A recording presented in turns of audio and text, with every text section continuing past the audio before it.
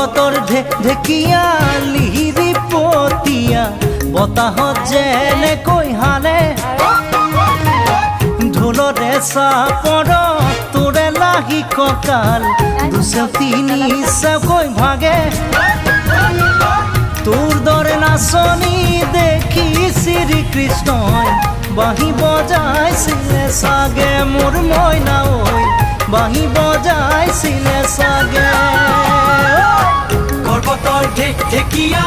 লিহিৰি পতীয়া বতাহত যেনেকৈ হালে ঢোলৰে চাপৰত তোৰে লাগি